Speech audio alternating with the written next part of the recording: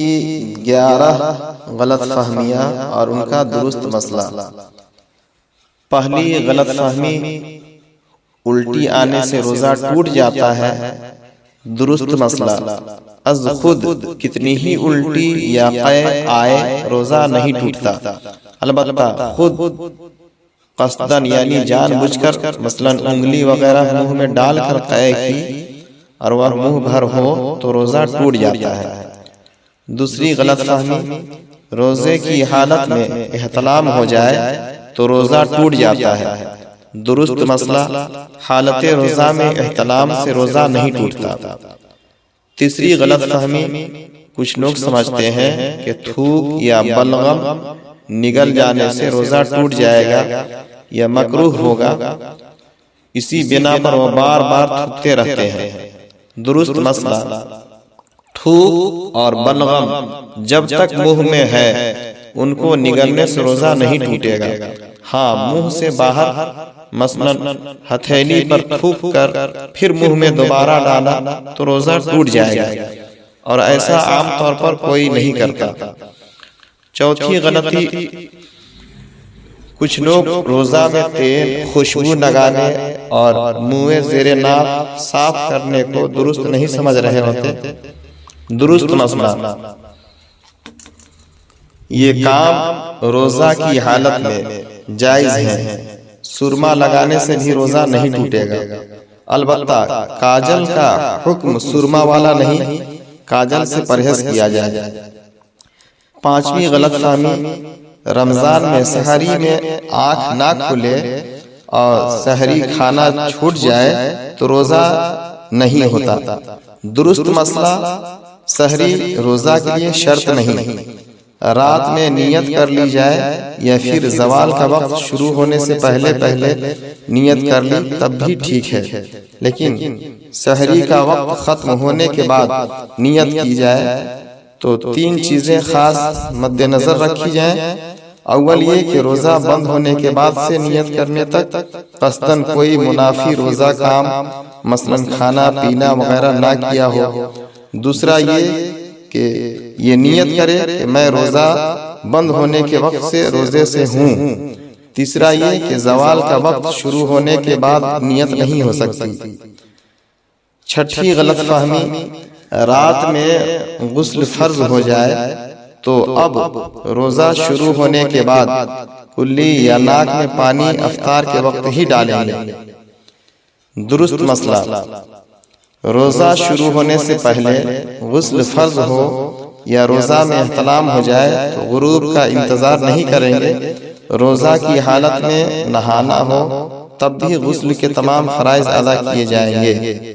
غسل میں کلی کرنا اور ناک میں نرم حصہ تک پانی پہنچانا فرض ہے، اس کے بغیر نہ غسل اترے گا نہ نمازیں ہوں گی۔ یاد رہے کہ روزہ ہو تو غرغرہ نہیں کریں گے، اور عام دنوں میں بھی غرغرہ غسل کا فرض یا کلی کا حصہ نہیں، جداگانہ سنت ہے، وہ بھی اس وقت جب روزہ نہ ہو۔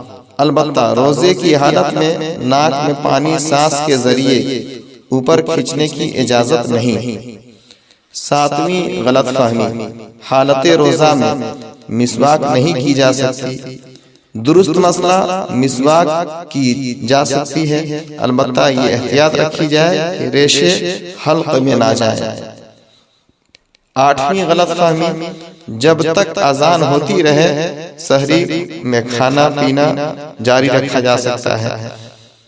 درست مسئلہ، جب سحری کا وقت ختم ہو جاتا ہے تو اذان فجر اور نماز فجر کا وقت شروع ہوتا ہے، لہذا جو سحری بند ہونے کے باوجود اذان ختم ہونے کا انتظار کرتے ہوئے کھاتا پیتا رہا، اس نے اپنا روزہ برباد کیا، اس کا روزہ ہوا ہی نہیں۔ نویں غلط فہمی، چوٹ وغیرہ لگنے پر خون نکل آنے یا خون ٹیسٹ کروانے سے روزہ پر کوئی اثر پڑتا ہے۔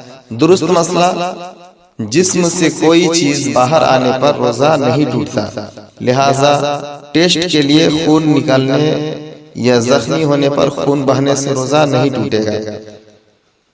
روزہ کسی چیز کے براہ راست ذریعے سے معدے یا دماغ تک پہنچنے پر ٹوٹتا ہے، البتہ چند صورتیں مستثنیٰ ہیں، جیسا کہ روزہ یاد ہوتے ہوئے جان بوجھ کر منہ بھر قے کرنا۔ 10ویں غلط فہمی، روزے میں انجیکشن لگانے سے روزہ ٹوٹ جائے گا۔ درست مسئلہ، اگر یہ سوچ ان علماء کی پیروی کی وجہ سے ہے جن کا موقف یہی ہے تو ٹھیک ہے، البتہ جو قوی اور مضبوط دلائل ہیں ان کی روح سے انجیکشن لگانے سے روزہ نہیں ٹوٹتا۔ شدید ضرورت ہو تو ڈراپ بھی لگائی جا سکتی ہے۔ 11ویں غلط فہمی، روزہ میں عطر یا خوشبو سونگھنے سے روزہ ٹوٹ جاتا ہے۔